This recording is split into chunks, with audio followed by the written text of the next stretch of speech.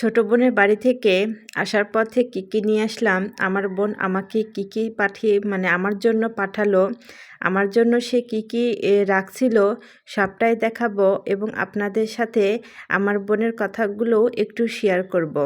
সবাই আমার ভিডিওটি জুড়েই থাকবেন। হ্যালো, আসসালামু আলাইকুম, সবাই কেমন আছেন? নিশ্চয়ই আল্লাহর রহমতে প্রত্যেকে ভালো আছেন।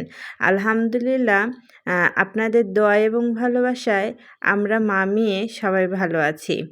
তো আমার বোনের কথা বলি, আমি আমার বোনের বাড়িতে প্রায় ৭ বৎসর পরে গেলাম, কারণ ওর বাড়িটা অনেকটা দূরে। ওর বাড়িতে যাইতে অনেক ওঠানামা করতে হয়, যা আমি একা যেতে পারি না বা আমাকে একা ছাড়ে না। তো ওর বিশেষ একটা কাজের জন্য আমাদের পুরো পরিবারের মানুষগুলো, আমাদের আত্মীয়স্বজন যে যেখানে আছে সবাইকে দাওয়াত দিয়েছিল, সবাই আমরা সেই উদ্দেশ্যে গিয়েছিলাম। আর সেটা আমার বোনের ছেলের সুন্নতি খাতনার উদ্দেশ্যে। তো সেখানে গিয়ে প্রচুর আনন্দ হলো, হৈ হুল্লোড় হলো, কিছুটা মন খারাপের মধ্য দিয়েও গেল। তো শেষে আমরা ওইখানে কয়দিন ছিলাম, ৪-৫ দিন মনে হয় ছিলাম। তো ফেরার পথে আমার বোন আমাকে অনেক কিছু দিয়ে দিল। বোন বলে কথা, তাই না? যাদের বোন আছে তারা কিন্তু অবশ্যই আমার কমেন্টে জানাবেন।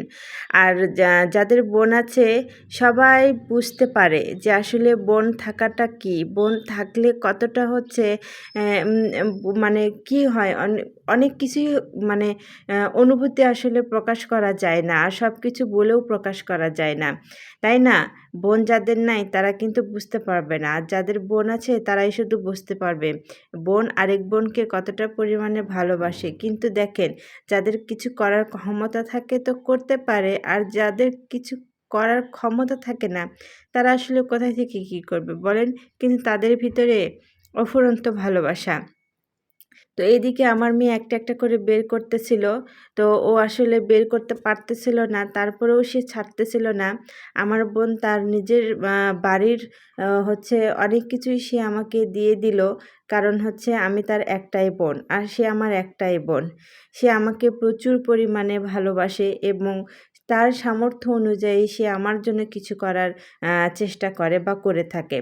তো আমার বোনের চেয়ে আমার বোন জামাইটা আরও বেশি ভালো। কেন জানেন? আমার বোন জামাইটা এত সহজ সরল, আপনাদেরকে এটা ভাষায় বলে প্রকাশ করতে পারব না। সে একজন পুরুষ মানুষ হয়ে কীভাবে এত ভালো হতে পারে বা এতটা সহজ সরল হতে পারে, আমার জানা নাই ভাই। আল্লাহ ওকে কী মাটি দিয়ে বানাইছে। তো যাই হোক, এই যে পাঁপড়টা দেখছেন, এটা আমার বোনের নিজের হাতে বানানো। সবাই ভালো থাকবেন।